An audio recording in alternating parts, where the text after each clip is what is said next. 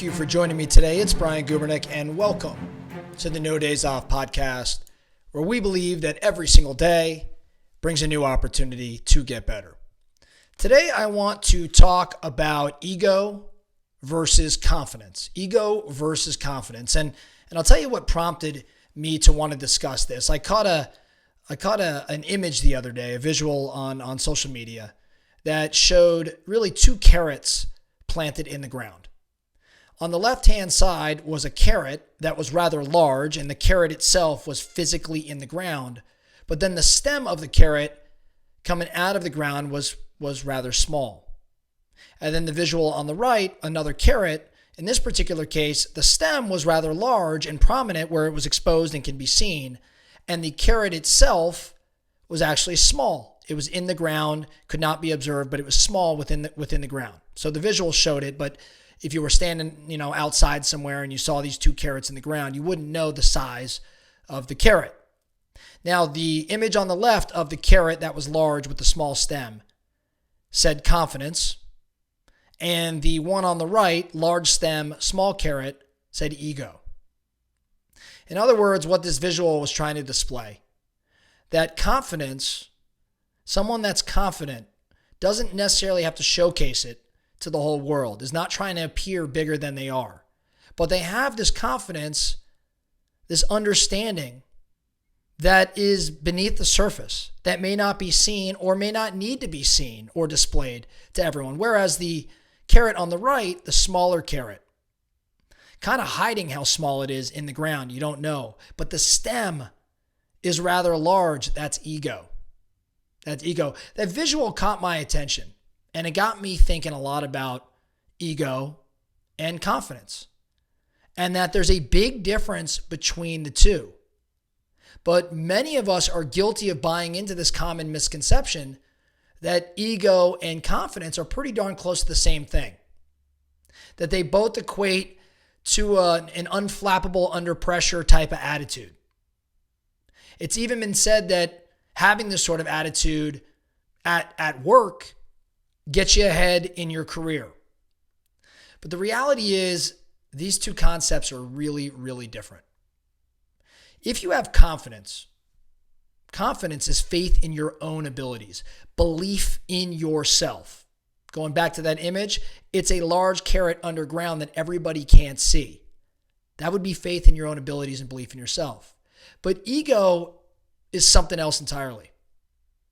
Because unlike confidence, ego actually operates out of self-interest. It seeks the approval from others. It wants accolade. It wants validation. And it wants to be seen right at all costs. Ego oftentimes is pretty resistant to feedback. And it oftentimes blames others for things that maybe it created.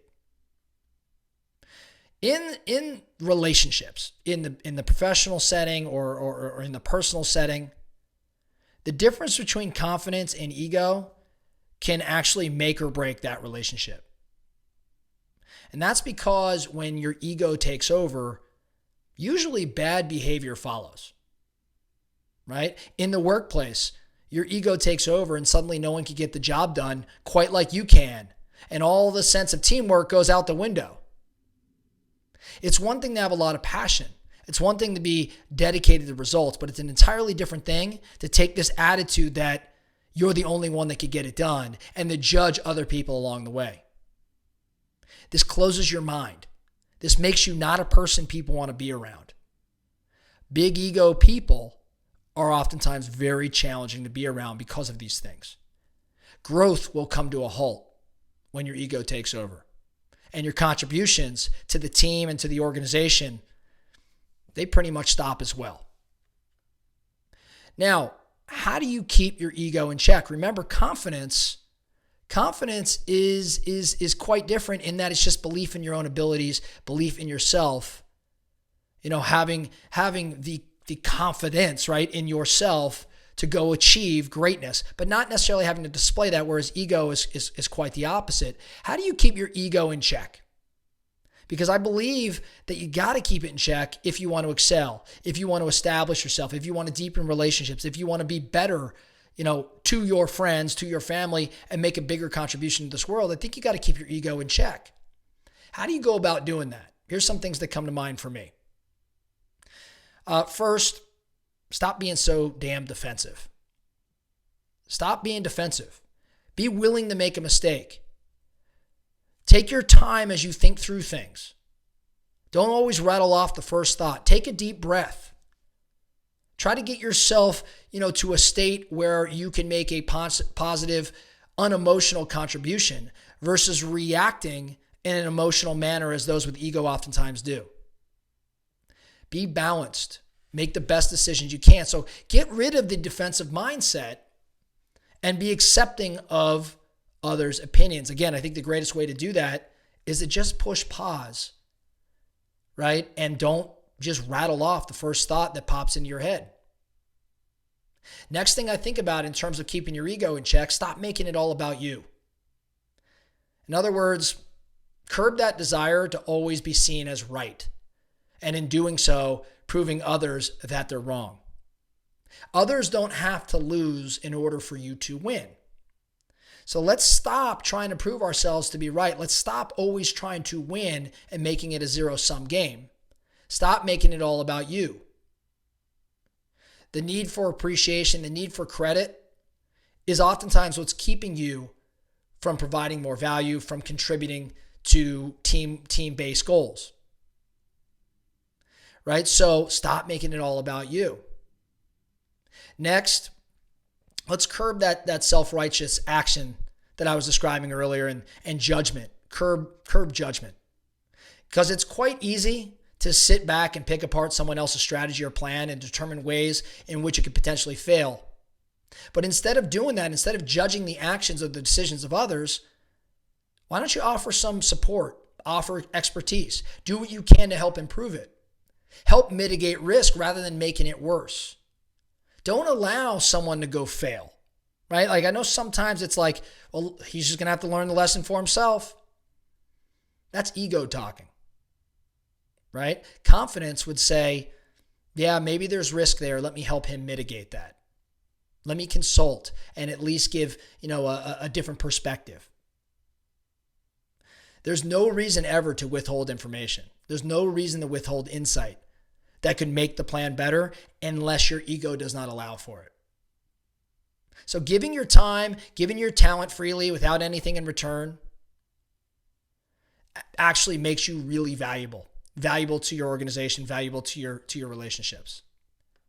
The last thing that comes to mind for me in terms of keeping your ego in check is the drive for growth, drive for learning, drive for results. If all else fails and things do not go as planned, it doesn't matter who's at fault. Pointing the finger, digging in your heels, it's all counterproductive. It's all ego-based. Instead, let's focus on learning from the experience. Let's just consider what was done well and what efforts still have room to be improved. Taking the perspective that we are going to go and get after it and we're likely going to fail in different ways and we're just going to seek improvement shows confidence in you, right? You don't have to say this is what we did wrong and it's your fault. This is why I said it wasn't going to work. None of those things are constructive. They're all ego-based. So experience serves as a very teachable moment. It allows for you to create a stronger approach. It allows for you getting better results in the future. You have to have confidence, self-confidence, and not ego in order to take advantage of these sorts of things. So in conclusion and in summary, confidence gets you ahead, but ego holds you back. And recognizing the difference between these two and acting accordingly is actually what separates some of the greatest people, the greatest leaders, the greatest performers, the greatest, friends or relationships. It separates them from everybody else. So the focusing question for you today, where is your ego showing up more than you wish it was? And what steps can you take to shift that ego-based, perspective or ego-based approach into one of confidence, of self-confidence? Where can you start to show up a bit more like that carrot that is massive, that's underground and can't be seen with the smaller stem, versus showing up like the small carrot in the ground, but with the really big stem of which everybody could see? Ego versus confidence. A lot to think about. That's all I have for you today. The No Days Off podcast. Thank you so much for listening. And remember, every single day brings a new opportunity to get better. So let's get after it.